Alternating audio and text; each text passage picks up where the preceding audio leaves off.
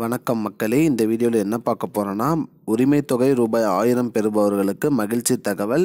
அது என்ன அப்படிங்கிறத பற்றி தான் இந்த வீடியோவில் பார்க்க போகிறோம். நம்ம சேனலுக்கு யாராவது புதுசாக வந்திருந்தீங்கன்னா மறக்காமல் நம்ம சேனலை சப்ஸ்கிரைப் பண்ணி பக்கத்தில் இருக்கிற பெல் ஐக்கானை கிளிக் பண்ணி வச்சுக்கோங்க. இந்த வீடியோவுக்கு ஒரே ஒரு லைக்கை மட்டும் கொடுத்துருங்க. வாங்க வீடியோக்குள்ளே போகலாம்.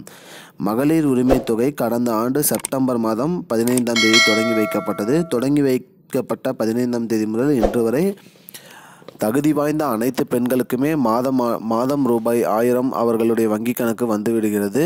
மேலும் உரிமை தொகை பெறாதவர்களும் மேல்முறையீடு செஞ்சு இப்போ ஜனவரி மாதத்தில் நிறைய பேரை இந்த உரிமை தொகை திட்டத்தில் சேர்த்தாங்க.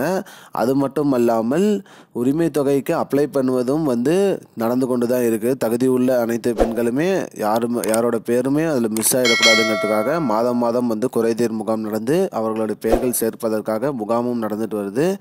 இதில் புதுசாக ரேஷன் கார்டு வாங்கினவங்களும் இதுக்கு அப்ளை பண்ணலாங்கிற மாதிரி சொல்லியிருக்காங்க. மேலும் உரிமை தொகை ரூபாய் 1000லேருந்து 1500 உயர்த்துவதற்காகவும் ஒரு யோசனை உள்ளதாக கூறியிருக்காங்க. லோக்சபா தேர்தல் வருவதையொட்டி ரூபாய் 1000லேருந்து 1500 வரைக்கும் உயர்த்துவதாக சொல்லியிருக்காங்க. மேலும் மக்களிடமிருந்து ஒரு கோரிக்கையாக என்ன வந்திருக்குன்னா, உரிமை தொகை 15ஆம் தேதிக்கு பதிலாக 1 to 5 தேதிகளுக்குள்ளே கொடுத்தா கரெக்டாக இருக்கும், செலவுக்கு கரெக்டாக இருக்குங்கிற மாதிரி மக்கள் கோரிக்கையாக வச்சுருக்காங்க. இது அரசு பரிசீலனை செஞ்சிட்ருக்கு. அப்படி பரிசீலனை செஞ்சு இது ஓகே ஆனால் 1 to 5 தேதிகளுக்குள்ளேயே 1000 ரூபாய் அவங்களோட வங்கி கணக்கு வந்துடும் அப்படிங்கிற மாதிரி சொல்லியிருக்காங்க. மேலும் அனைத்து பெண்களும் தகுதி வாய்ந்த அனைவருமே இதற்கு அப்ளை பண்ணலாம், மேல்முறையீடு செய்யலாங்கிற மாதிரியும் சொல்லியிருக்காங்க மக்களே.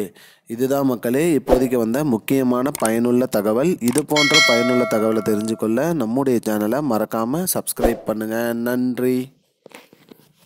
I don't understand your jokes, man. Because it's not a joke.